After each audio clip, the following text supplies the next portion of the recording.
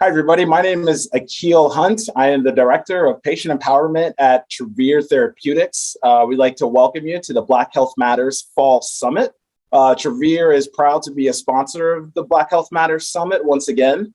Black health really does start here, especially in sessions like these, where we're able to really speak in depth on certain topics. Today's session, this session here is Does Kidney Disease Run in Your Family? We have a number of various perspectives across our three speakers today. There's a lot to cover, so I won't take up too much time. Just a little bit of housekeeping before we jump in. We will be taking questions at the very end of the presentation after all three of our speakers have had the chance to speak. So please, either try to remember your question, write it down, or you can drop it in the Q&A and or the chat. I'll be taking a look at that throughout the session, and then we'll try to answer as many questions as we can at the very end. All right, let's go ahead and get started. Our first speaker today is Dr. Denise Thornley Brown. Dr. Thornley Brown is a professor emerita in the Division of Nephrology at the University of Alabama at Birmingham. Originally from Canada, she received her Bachelor of Science in Microbiology and Immunology at McGill University in Montreal. She completed a Master of Science degree in Physiology at the LSU School of Medicine in Shreveport, Louisiana, and an MD at Howard University in Washington, D.C. After an internal medicine residency at Emory University affiliated hospitals in Atlanta, she completed a fellowship in nephrology at the University of Cincinnati. She is board certified in internal medicine and nephrology. She joined the UAB nephrology faculty in 1993. Dr. Thornley Brown has participated in a number of important clinical studies, including the African American study of kidney disease and hypertension, and the family investigation of nephropathy and diabetes. In her free time, she likes to travel, enjoys tennis, pickleball, and photography. Dr. Thornley Brown, thanks for joining us today. I'm going to turn it over to you. Well, thank you, Akil. Let me get my slides here. So I was asked to speak about, does kidney disease run in your family? And I'm going to try and be rather brief because I really want to have a lot of time for questions and answers.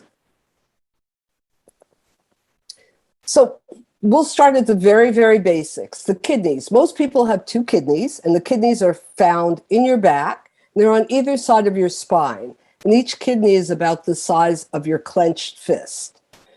And people know that kidneys make urine, but they do other things as well. They help regulate blood pressure, they remove waste material, they get rid of excess water, and they also tell your body to do things like make red blood cells and make proteins that help keep the bones strong, and they help regulate growth in children. So children who have kidney disease are often of short stature unless they get other therapies.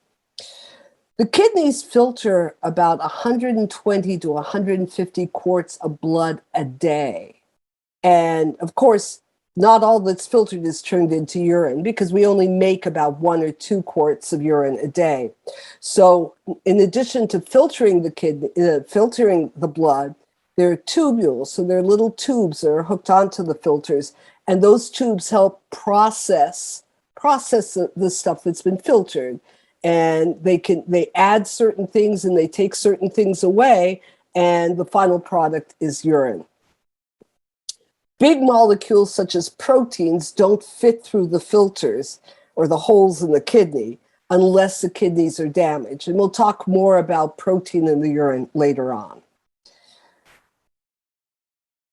So why are we talking about chronic kidney disease in this session? Well, chronic kidney disease is very common in African Americans and people of West African origin. So whether you're Afro-Caribbean, Afro-Canadian, Afro-Brazilian, or African American, chronic kidney disease is very common. And let me just say chronic, because a lot of people don't know what the word means in this context.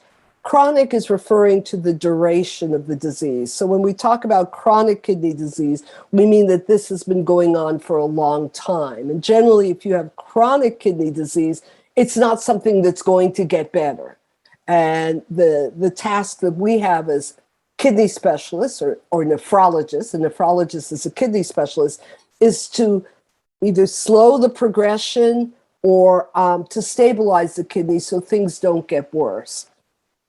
So as the slide says, chronic kidney disease occurs when the kidneys are no longer able to clean the toxins and waste products as efficiently as they should. 31 million people in this country have chronic kidney disease. So it's very, very common. Fortunately, even though a lot of people have chronic kidney disease, they don't end up needing dialysis or a kidney transplant. So even though 31 million people have kidney disease, slightly more than 500,000 people end up on dialysis or needing a transplant. And we call that end-stage renal disease, which is just a fancy way of saying the kidneys have reached the end of their stage. But if kidney disease is diagnosed early, it can be stopped or even slowed down. The other thing that's important is that chronic kidney disease is a risk factor for heart disease. So not only do kidneys, are there problems with your kidneys, but once you have chronic kidney disease, you have to think about what is the status of your heart.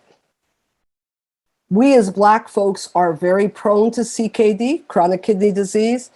Although African Americans are about 13% of the US population, about 32% of people with kidney failure, people on dialysis, are African American. And research done by one of my former colleagues, Dr. Stephen Rostan, has shown that African Americans are 4 times more likely to develop kidney disease than Caucasians. So African Americans, Native Americans, and Latinos, we're all more prone to kidney disease than are Caucasians.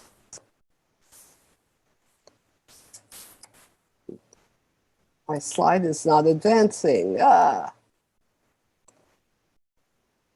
okay, let me go back. Okay, so there are risk factors that contribute to kidney disease.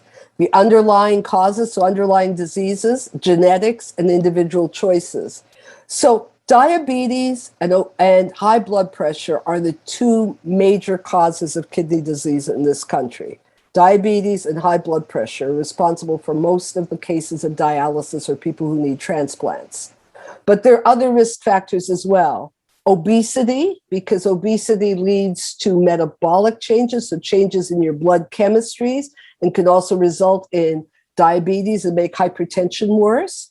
Infections such as HIV infection or other hepatitis and some other viral infections can lead to and contribute to kidney disease. And finally, as we get older, kidney function declines. Individual choices can also cause progression in kidney disease and make the kidney disease progress faster. Unhealthy eating habits, so a diet rich in sodium, a diet rich in simple carbohydrates. I love cookies and chips and candy and chocolate and cake as much as the rest of the people on the face of the earth. But those foods don't like my kidneys, and those foods don't like my health. So unhealthy eating habits can make kidney disease worse. Substance abuse, especially things like cocaine, can affect your body and make your kidney function worse. Smoking, and then not exercising or staying active. These things can all contribute to making the kidney function worse. And finally, genetics. You don't choose your parents, but you get their genes. So there's several, if you have a family history of kidney disease, your mother, father, sisters, brothers have kidney disease, you're more at risk. And then there are 2 genes, the MYH9 gene, and we'll talk more about the ApoL1 gene. These are genes that if you inherit certain mutations, make you more prone to developing kidney disease.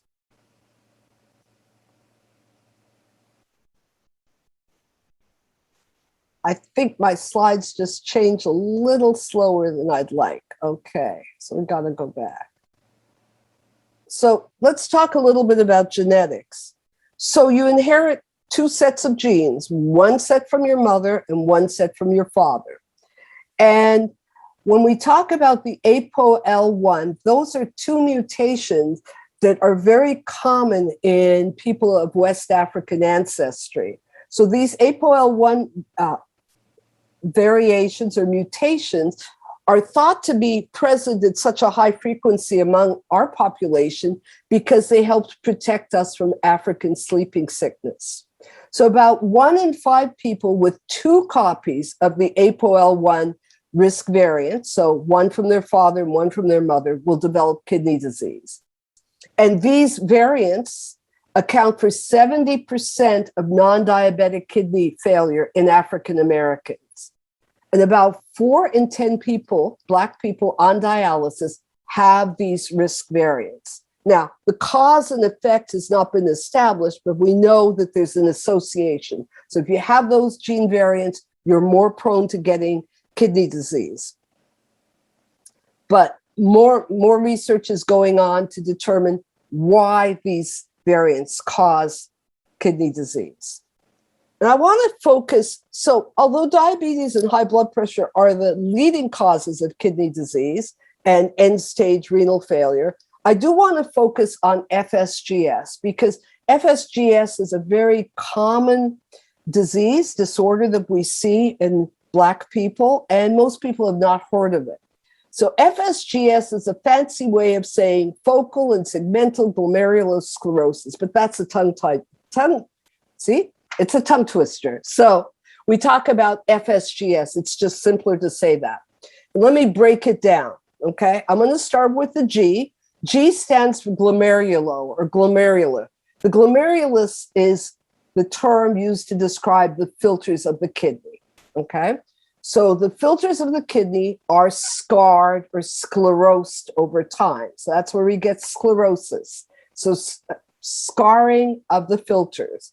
When we talk about focal, we mean that some of the filters are damaged and some are okay. And when we talk about segmental, we mean the part of a filter can be damaged and part of the filter can be normal. So FSGS is a disorder that affects the filtering units of the kidney. And so what happens is not only do they stop filtering blood properly, but protein spills into the urine. And FSGS disproportionately affects Black people. And FSGS can affect very young, healthy people. 2 athletes that you may have heard of, Alonzo Mourning and Sean Elliott, both of them were diagnosed with FSGS. There's several types of FSGS. There's idiopathic, genetic, and secondary. So idiopathic FSGS means FSGS without any of the known causes. And when we talk about idiopathic or primary FSGS, that's when we think about young people like the guys I just mentioned. Tends to affect young Black people in the prime of their lives, men more than women.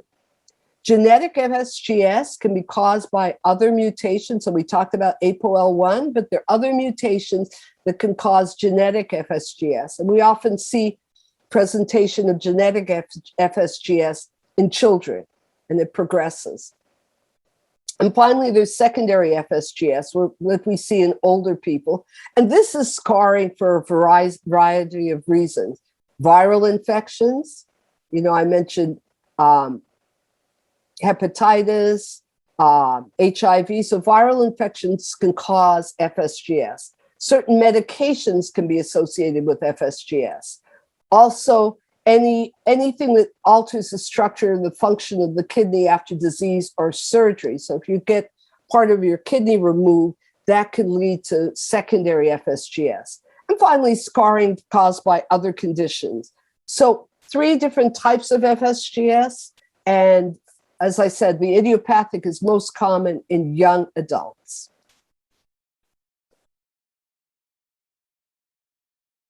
So symptoms, how do you know if you have FSGS? So what are some of the symptoms? One of the most common things that people notice is that their urine is foamy, and that's because there's protein in the urine. I had a patient once who was a deputy sheriff, and he was in a rural area, and he had his certain trees where he would go because there were not always bathrooms where he was.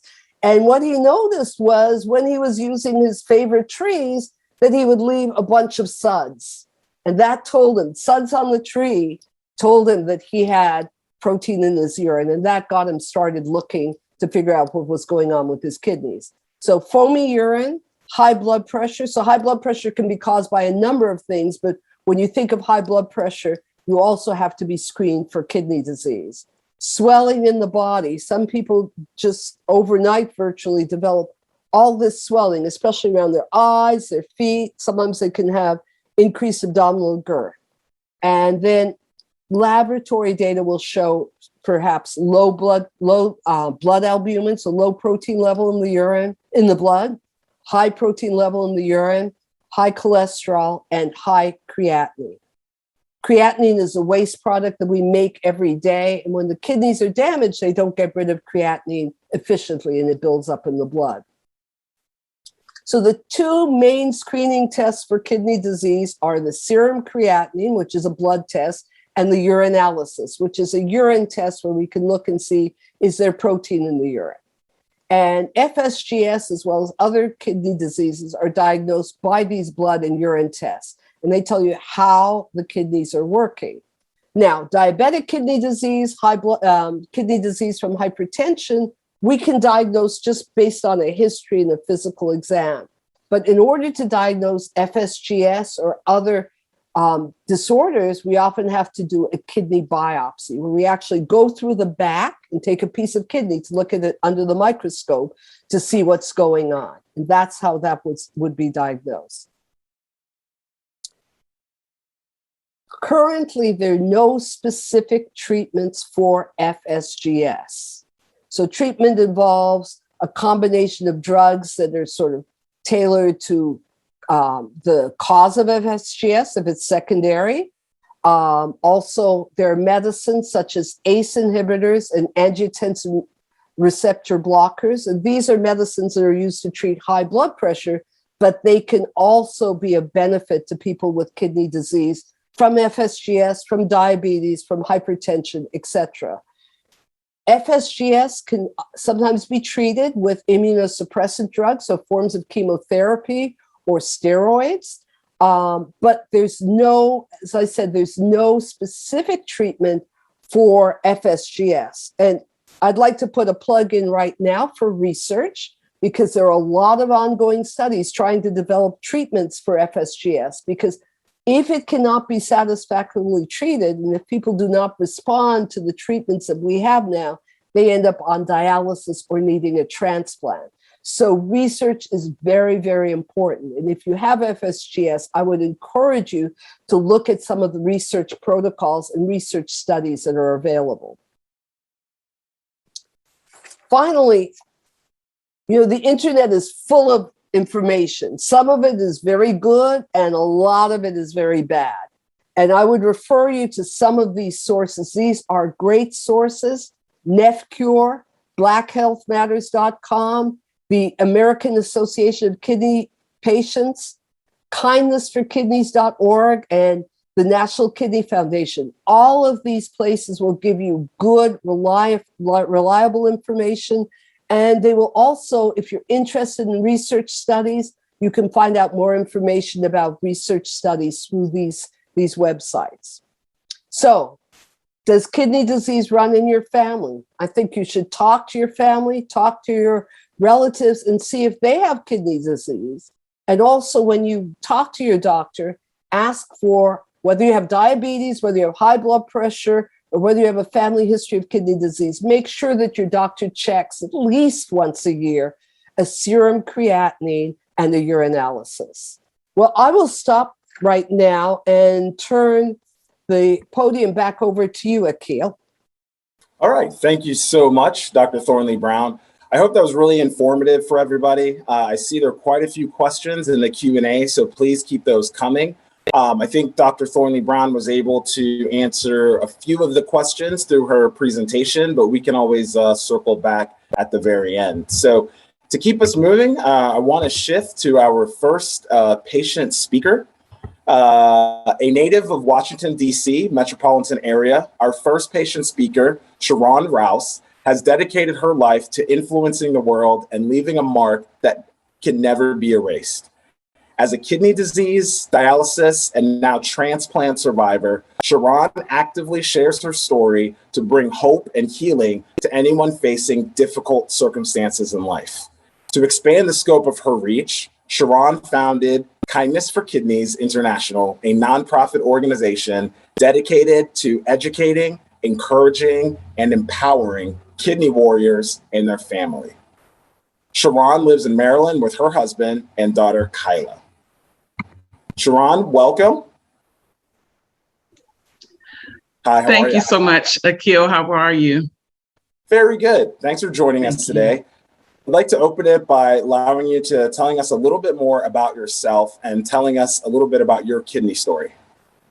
Absolutely. I feel like my story, you gave the crux of most of it, but I'm so grateful for this platform. I used to sit in a dialysis chair and crave for things like this. And so I just want to thank Black Health Matters, Dr. Thornley Brown, and everyone that has worked so hard to put this together because it's so important in our community. So my journey began in 2006. I was working in the school system at the time. I woke up one day with swollen legs. And I felt okay. I had just given birth to a daughter 5 months before that. And so I decided, I'm going to go ahead and go to work. I had things planned for that day. And I had a whole list of things on my list. I was a school counselor and I decided, I felt okay. I'd figure out the swelling later on. Well, once I got there, I showed the swelling to the school nurse at the time. And he said, I think you need to go to the emergency room right away. And so that day changed my life forever. I went to the emergency room and I remember as clear as day, the nurse coming in and pulling back the curtain to say, your kidneys are failing. And so here I was, a young mother. I had just given birth again at 5 months. I had a 5-month-old, just getting back into work in the swing of my life. And here I was with this diagnosis. And so when I got the diagnosis, originally my doctors felt that it was lupus related because I was diagnosed with lupus in 2003. However, I hadn't had any symptoms or anything since my diagnosis. One thing that I did remember is that all throughout, I would say starting in college, I would hear the doctors, I would go for a yearly physical and they say, well, you're spilling a little bit of protein. And so, but they said, everything's fine, your labs, everything looks great, but you're spilling protein. So when I got this diagnosis years later, I wonder now if the FSGS was there, but because sometimes the creatinine and the numbers that they look for don't show up until it's in the final stages, I'm wondering if that's why they didn't proceed with a biopsy or something like that. And so I did want to put that out there. If you're spilling protein, please go to the doctor and get further tests done. I just listened to what they said while I was in college. I'm living my life, so I'm thinking everything's fine. They gave me a clean bill of health with that one little small piece there that impacted my life drastically years later. So from there, they were able to keep it at bay with immunosuppressants and different therapies. And then in 2012, it took a nosedive and I ended up on dialysis. I was completely blindsided by that. I tried everything in the process to prevent that from happening, changing my diet, trying all kinds of therapies, and then I still ended up on dialysis. I decided when I started dialysis that I wanted to change the face of kidney disease. After I came to a place of acceptance, I always tell people you are going to grieve. This is a whole life-changing event that's taking place in your life. Once I came to a place of acceptance, I decided while sitting in that chair, you have a lot of time to think while you're sitting in the chair for 12 hours a week. But I decided that I wanted to change the face of kidney disease, not just for myself and my family, because I didn't know of anyone else in my family that had dealt with it, but for my future generations and for the rest of the world. And so that's where Kindness for Kidneys was born, to be able to educate, encourage, and empower kidney warriors and their families. And as Dr. Thornley Brown stated, a lot of times it's us that's in the dialysis chair, and me sitting in there and looking around at our people suffering, and not knowing and not being educated by some of the information and resources that are out there. I wanted to change that. And so Kindness for Kidneys was born in 2018 with the goal to educate, empower, and encourage kidney warriors and their families. Wow. Thank you so much for sharing your story. We're going to hear a little bit more from Sharon as we continue, but I wanted to shift gears to our second speaker today. Our second speaker is going to be Dr. Patrick O.G., founder and chief executive hope dealer, he says, at iAdvocate. Dr. G graduated from the American University School of Public Affairs in 2012 with a Doctor of Philosophy in Justice, Law, and Criminology. He is a former peritoneal hemodialysis patient due to suffering from diabetic kidney disease. Dr. G has been a post-kidney transplant recipient since April 2017. He is also a retired Major Chief of Security from the Virginia Department of Corrections and is an ordained minister at Mountain Movers Ministry in Richmond, Virginia. Dr. G uses his personal experiences to teach, coach, mentor, and educate others on how to best manage their outcomes. He also ensures that underserved, undervalued, and disenfranchised communities of color have a voice in their quality of life and equitable healthcare access. Dr. G, thank you for joining us as well today, too. Thank you, Akil. Glad to be here. Thanks. And can you tell us a little bit more about yourself, and also, like Sharon, tell us about your kidney journey? Well, my journey started in 2003 when I was feeling sluggish at work.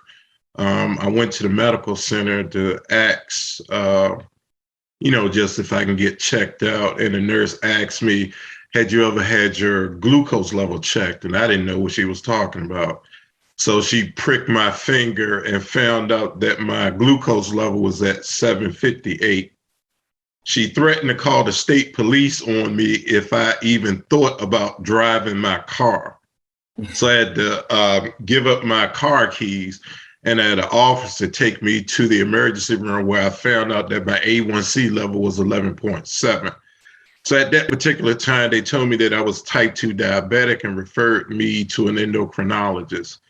10 years later, in April of 2013, I go to my endocrinologist for a routine checkup, and she tells me that I'm at stage 3B of chronic kidney disease. Again, I didn't know what she was talking about. Nowhere in my journey did she ever tell me that diabetes was the #1 leading cause of kidney disease, nor that hypertension was a close #2. So she referred me to a nephrologist.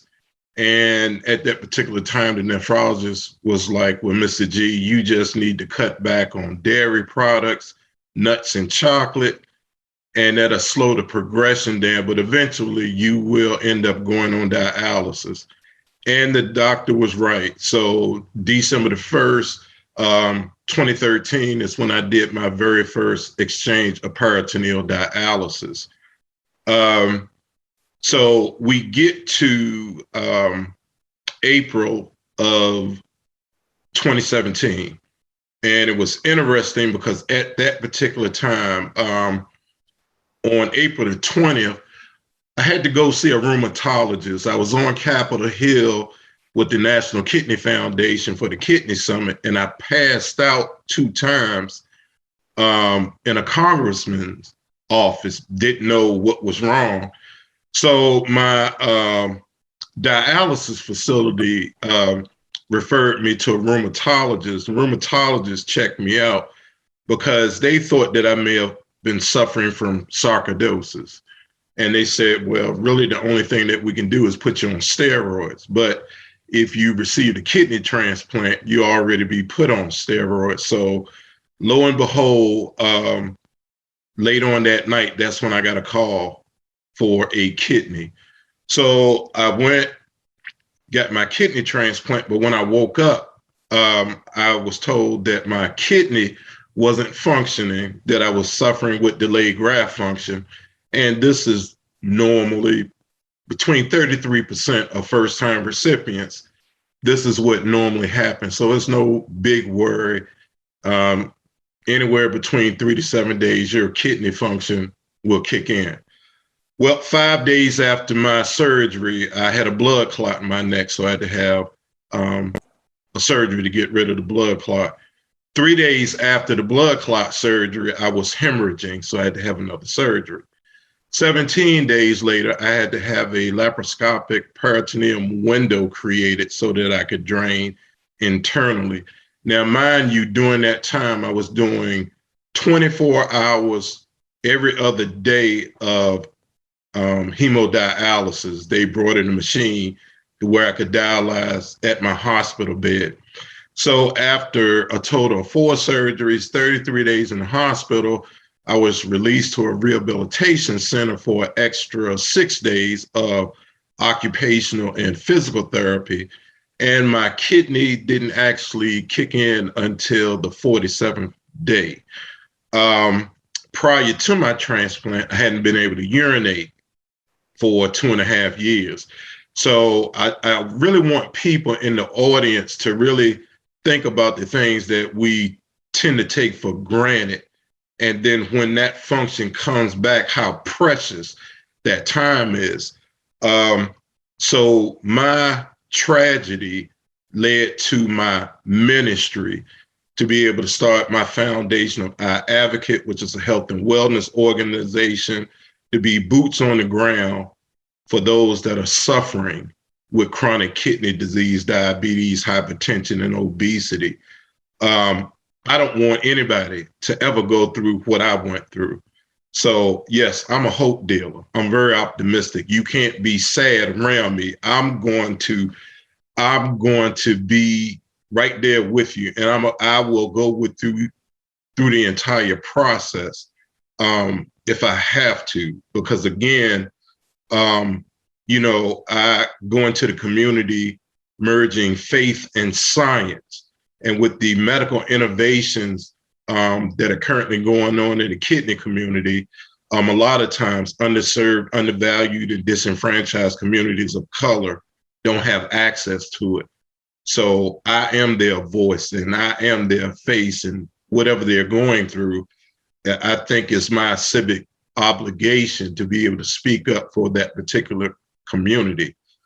What's so interesting about this particular title for this webinar, Does Kidney Disease Run in Your Family, is that my son, one of my sons, started dialysis in May of this year.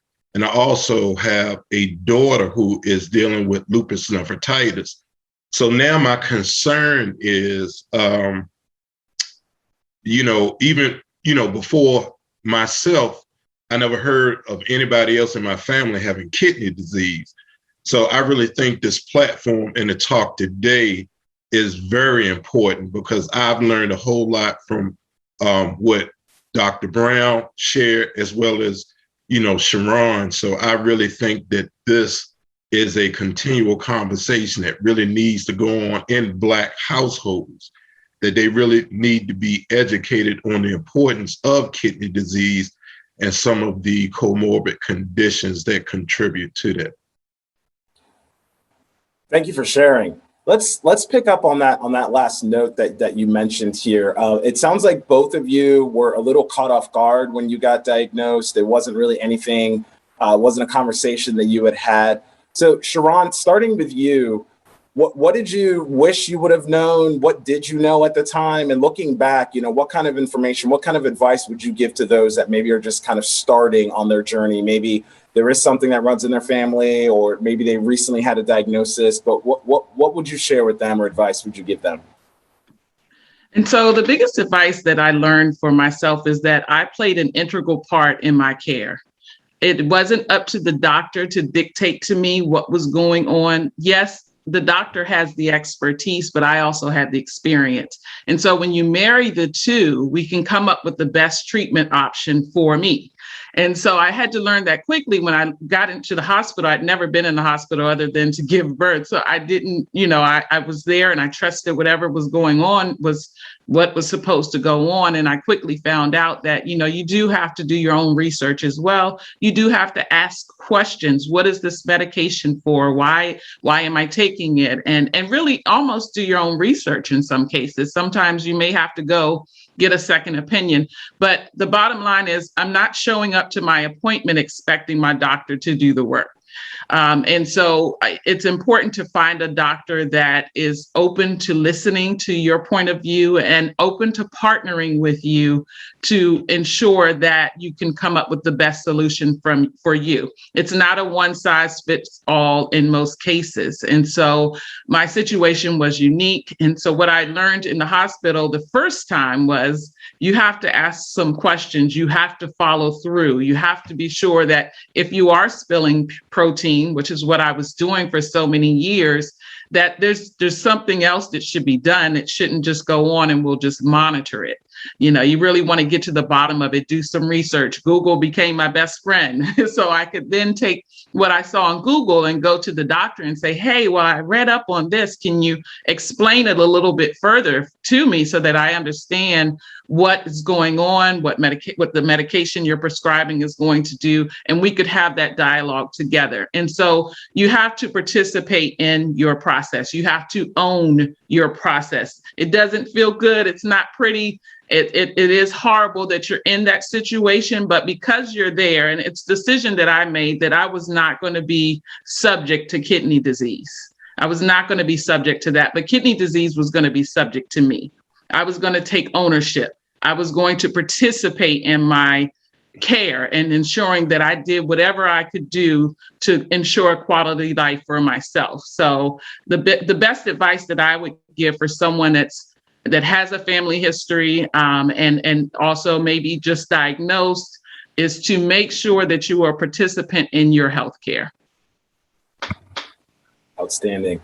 Dr. G, same question to you in terms of what you may have known. Obviously, yours is a little bit different in terms of being as a result of being a diabetic, but what did you wish you knew, and what advice would you give to somebody that might be kind of experiencing something similar at this point in their life? One of the things is to try to find out how Sharon had those psychic skills, because I swear she said exactly what I was going to say. I had to go from being a patient to a pupil in order to get to my promise. Sometimes you can't wait for a diagnosis, or you can't wait for the information, especially when you've grown up and the information was never afforded to you. The information was never in your community. You never knew that sugar meant diabetes.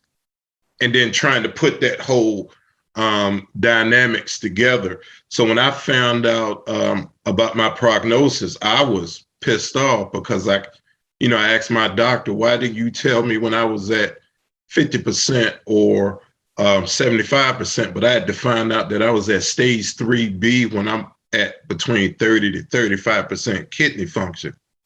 And that tends to happen in communities of color. People of color tend to crash into kidney disease instead of being told about, different disease states that can impact particular cultures. So, yeah, I had to learn how to advocate for myself. If I can't advocate for myself, I can't depend on anybody else that can do that. So I certainly understand and echo everything that Sharon said. Great, thank you. Dr. Thornley Brown, bringing you into the discussion. Dr. G and Sharon both talked about being a patient advocate. There's a question in the chat about what happens if you have a family member that's afraid to go to the doctor, or what if you're an individual that doesn't really know how to talk to your doctor. From a physician's perspective, what would be some advice you would give to somebody if they're not getting regular treatments or they're not maybe, speaking up as much as they should? So there are two questions. It sounds like there are two questions. The first is, what about people who are afraid to go to the doctor? And that could be you as an individual or a family member or a friend. And fear is a dangerous thing. And I really believe that education is what conquers fear. And even though you don't want to hear that you have kidney disease, it's hard to hear it, or you don't want to hear you have diabetes, the good thing about knowing these things is that you can take care of them. You can slow the progression. And I think, one of the things that hit me that Sharon said was, once she found out she had kidney disease, she got all the education she could, and she did what she was supposed to do. And I think that what that did was that slowed the progression of her disease, and it probably kept her off dialysis, off requiring a transplant for a longer period of time. Physicians have a very short period of time to be with their patients, and that's often because the medical center that you're at will only allow you a certain period of time to be with patients. Also, if you spend 3 hours with each patient, you'd probably see 2 patients a day. And so we do have to try and see as many patients as we can and make that a quality time. So what you can do as a patient is help your doctor out. Remember, it's a partnership. As Sharon said, it's a partnership. Either bring your medications with you or bring a list of your medications, an accurate list. You'd be surprised how many people don't know what medications they're on. Ask questions. The only stupid questions are the questions that are not asked. So don't be afraid that your doctor will think that you're stupid. Just ask the question anyway, even if it sounds like a ridiculous question. Ask the question, because it helps your doctor know where you're coming from, what we need to focus on, how we can get this education to the level where it needs to be. And I may either answer the question or refer you to something in the on the internet that will be helpful. So your doctor is your partner. You're working together. And so it's really important that you are honest. If you're not taking a medicine, let your doctor know. If your doctor prescribes something and you can't afford it, let your doctor know. If your doctor prescribes something that's too expensive, we need to know this. If you're having a side effect, we need to know this. And don't wait till your next appointment to say, oh, this medicine is causing this and that. You call your doctor or your nurse practitioner, you call them right away and you work with them, because I'd rather know that you're having a problem with a medicine and changing to something that you can afford or that you can tolerate than have you either stop the medicine or suffer through it for months and months and months. So your doctor, your nurse practitioner, your medical team, they're your partners, and they should be working to help you be the person as healthy as you can. Great. Thank you for that answer. To all three of you, I'll start with Dr. Thornley Brown. There's a lot of questions about how important things like diet are, specifically questions around drinking water, sparkling water versus regular bottled water. But just any thoughts practically on the impact of diet and specifically water as it pertains to kidney disease? Okay, we'll start with water. I mean, people always say, oh, you should drink 8 cups of water a day. And none of us as nephrologists know where that came from. So what I would say when it comes to water, first of all, it doesn't matter what water. I don't want people to spend money that they could use for other things on bottled water when they have perfectly good tap water. We're not talking about people who live in places where the tap water is not good. And I would say, and I learned this from actually a running coach, your urine should be clear. So if you're putting out really dark, concentrated urine, that means you're not hydrating yourself enough. But there's no specific amount of water that you should drink. If you're outside on a hot day doing a marathon, or if you're hammering shingles on a roof in Alabama in the middle of summer, you're going to need more water than if you're indoors and you're sedentary. In terms of food, I would say a diet that's fairly low in salt is important. Not a lot of junk. I mentioned the 5 C's, cookies, cakes, chocolate, candy, those sorts of those sorts of things are not they're not healthy for you. I mean, you can have them every now and then, but they're not healthy for you. So a healthy diet is not only good for your kidneys, it's good for your heart, it's good for your entire body. So a diet rich in fruits and vegetables, not with a lot of concentrated carbohydrates is what I would recommend. Okay. Dr. G, I saw you nodding your head a little bit. Do you have any thoughts, or Sharon after that, any thoughts on diet, water, any advice that you might give? Yeah, I know as a diabetic, once I got my transplant and my transplant was functioning well, my transplant coordinator told me my labs looked good, but she said I was too fat. So I ended up attending classes through a weight loss program. And through this weight loss program, I was put on a low carb diet, and I was monitored to the point that I was able to stop taking insulin. I was on 2 different forms of insulin. And now with, and during that entire process, I ended up losing like a total of 75 pounds. And my A1C went from 11.7 to a steady right now 5.3.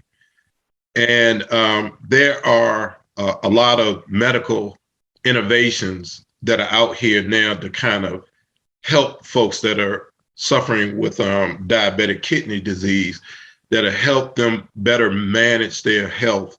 So I certainly echo everything that Dr. Brown has said.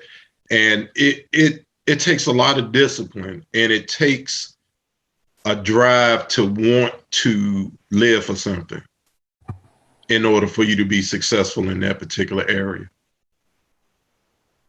I wanted to ditto. Yes, I wanted to ditto with what both Dr. Thornley Brown and Dr. G said. And also don't forget to, I know the diet is important in what you're putting in your mouth, but also what you're putting in your mind. As you think, so your body follows.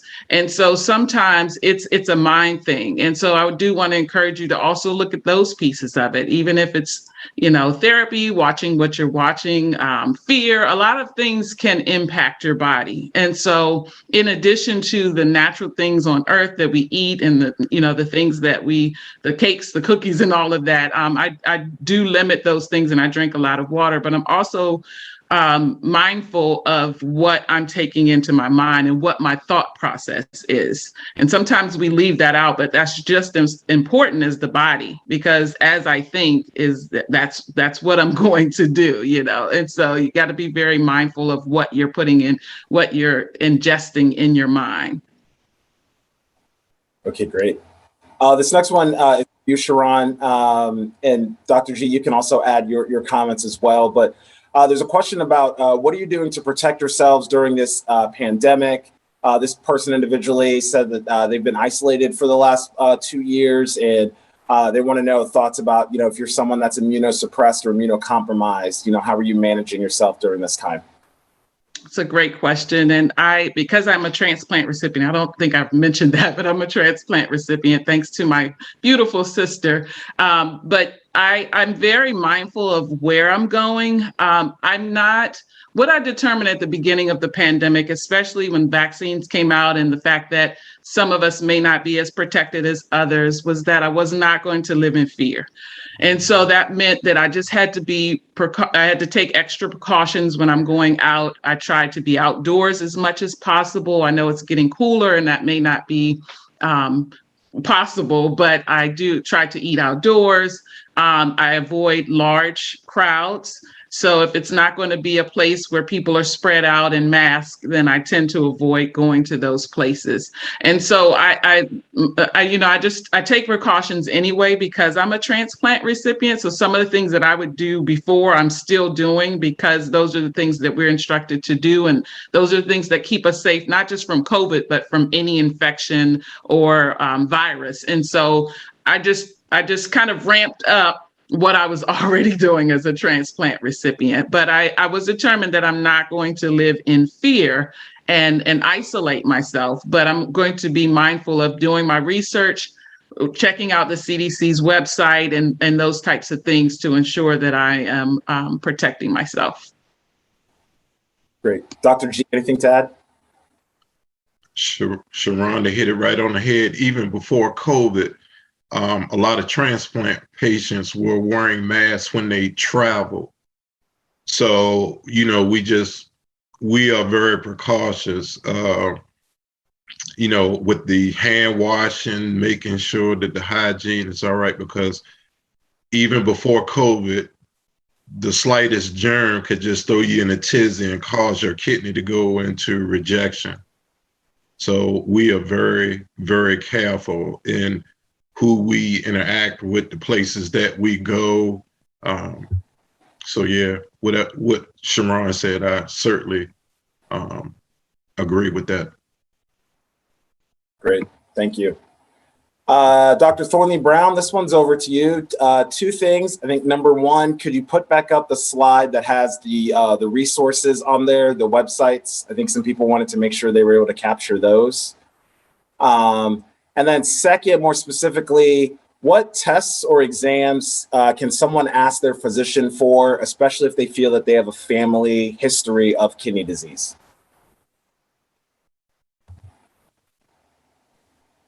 So you can see I'm a bit of a Luddite. So let me see if I can get to that slide. So if you close that out, I'll pull it up on my side because I have it as well. Oh yeah, that would be even better. That would make my life easier. You can answer the question. There you go. That was question number one. So we'll have those resources. Question number two was what tests? So the two main tests would be a serum creatinine and a urinalysis. Okay. A urinalysis is where you pee in a cup, and they have something called a dipstick where they can just dip this little chemically impregnated piece of cardboard, so to speak, into your urine. And it'll tell whether you have protein in the urine, whether you have glucose. So people with diabetes can leak glucose in the urine, whether there's evidence of infection. And depending on those results, they may even look at your urine under the microscope. So that's called a urinalysis. The second test is a serum creatinine. And the serum creatinine, I could put it in the chat too. Creatinine is a waste product that we make every day. It's just a naturally occurring waste product that we make every day. When your kidneys are damaged, you don't get rid of creatinine efficiently, and so it builds up in the blood. So I can measure someone's creatinine in their blood, and that gives me some idea of what their kidney function is like. So urinalysis and serum creatinine. Great. Another one for you, Dr. Thornley Brown. Someone here says they have chronic kidney disease. It sounds like they're only seeing like a general practitioner. And I guess that practitioner said that they don't need a specialist at this time, but the person thinks that they need to be checked more often. Depending on the CKD, how often should somebody get checked, and how do they have that conversation, and how do they get to see a specialist if necessary? So it depends on your stage, your level of CKD, how often you would need to get a test. I would say if you have diabetes or if you have high blood pressure, you should be getting these tests at least once or twice a year, even if you've not been diagnosed with kidney disease. Just as good screening tests to see, because you don't want to miss anything. I do not believe that it is unreasonable to negative. So I think it's reasonable if you have concerns about your kidneys. I think it's reasonable to ask your primary care physician to send you to a nephrologist. And it may just be a one visit. You know, I have people who come and their kidneys are fine, but they feel so much better and they sleep so much better knowing that I've gone through and looked at everything. It's a second set of eyes, and I tell them things are okay. I think it's very reasonable to ask your doctor to refer you, at least for one appointment. I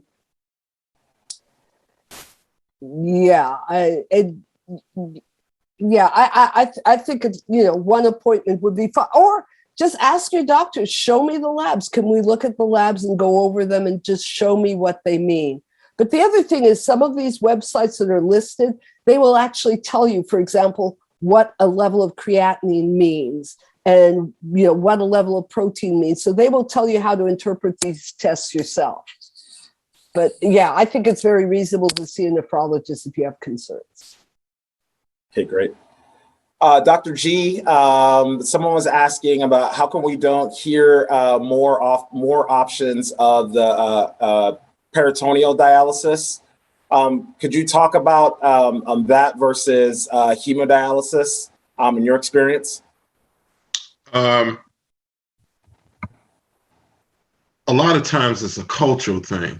It's the assumption that African Americans don't want to do home therapies. CMS is currently pushing to get more patients from in-center to home therapies. It's also a vanity issue because with peritoneal dialysis, they have to surgically implant a peritoneum catheter into your underbelly, to your peritoneum cavity, and you will have to have dialysate, which is a liquid, placed into that particular cavity or under your belly. And that dialysate functions like your kidney. So it pulls the toxins out for after a certain hour, then you drain, and then you have some more to come in. So you're on a cycler, or you can even do it independently, like with a bag. So there is an initiative to kind of educate folks on the different modalities of dialysis. And folks can certainly, again, if they go to these particular websites or go to other patient kidney websites, they can certainly find out about peritoneal dialysis. One that I do want to talk about is Home Dialysis United. That would be HDU.org. That is talking about all modalities that deal with home therapies. So they can go to that website to get education so that they can make the best choice for themselves. A lot of times, nephrologists, I know in my case, my nephrologist chose this for me. And sometimes they take away the patient's choice. But now I encourage patients to make the best choice for their particular lifestyle by knowing all of the modalities that are available to them. Outstanding. Okay, we're running out of time, definitely over time, but I wanted to do some rapid fire questions really quickly so we can at least get to most of the questions. Dr. Thornley Brown, there's a question. Someone is a post-kidney transplant patient looking for a Black female nephrologist in the Chicago area. Any thoughts or advice on how to, find, either minority physicians or specialists to help, or any advice in terms of, working if you may not be able to find one? So I can't think of anyone offhand. You can call some of the medical schools, the nephrology divisions, or look at the nephrology division websites. They may have some pictures, and they may be able to get you to someone who's a minority, especially a woman, a Black woman. There are Black women nephrologists in Chicago. I just can't think of any offhand. Also, the National Medical Association is a Black medical association. They may be able to link you with someone. So those are two thoughts that come to mind right away. And then your physician, your primary care physician, may know of someone and recommend someone. Okay. Sharon, this is for you. Are you doing any of your physician appointments live, or are you using Teledoc? What advice do you have for anyone that might be maybe using Teledoc appointments rather than live appointments with their physicians? I prefer teledoc appointments just because of the proximity of my doctor. I'm in Maryland, they're in DC, and sometimes fighting the traffic is just a lot. But I would say that just always be prepared either way to have your questions. Make sure that you're monitoring your vitals and things that they'll need when they're calling in. If you prefer to be in person, I mean, I would definitely suggest that you do that. But for me, having telehealth appointments has worked better as far as distance and just not having to travel in and find parking and do all of that. And we still have the same level of conversation. My nephrologist and I, we still are, asking the same questions. He even may ask me to put my hands out and different things that he would do in person. It's just not, I'm taking my own blood pressure versus the nurse taking my blood pressure before I go in. And so I would just say that you do what's best for you and what you're most comfortable with. I'm okay with telehealth appointments. And so that's what I've been doing during the pandemic.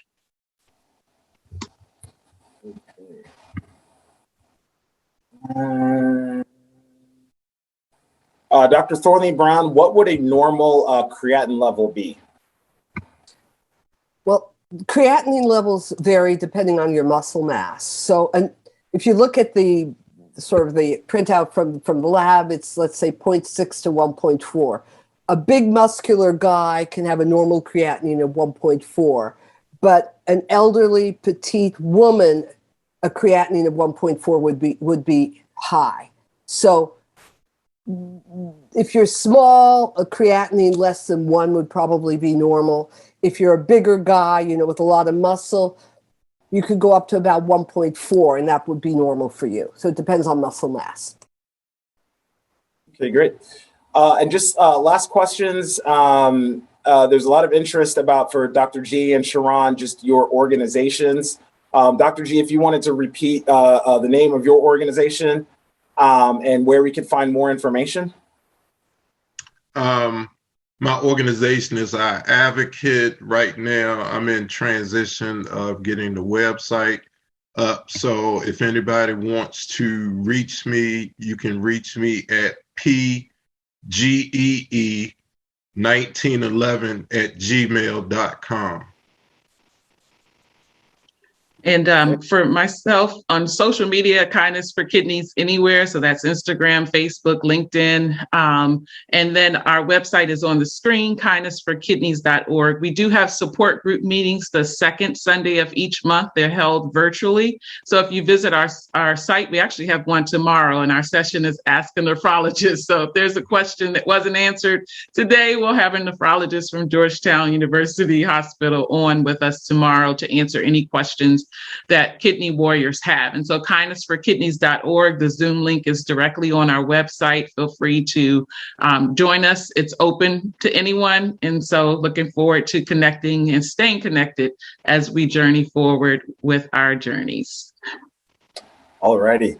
Thank you so much to everyone out there. I'm sorry we weren't able to get to all the questions. As Sharon said, there are going to be more resources if you go to these websites, other discussions and talks in the future. I know we will continue to work with Black Health Matters to get this information out here and to get the perspectives of individuals living with kidney disease out there as well too. I'd like to thank all of our panelists, Dr. Thornley Brown, Dr. Patrick G, and Sharon Rouse. Really appreciate the conversation. Please go back to blackhealthmatters.com for more information. You can also visit the Travere booth as well at the summit. Please let us know if anybody has any questions or follow-ups, but thank you so much for joining today, and we really enjoyed the conversation.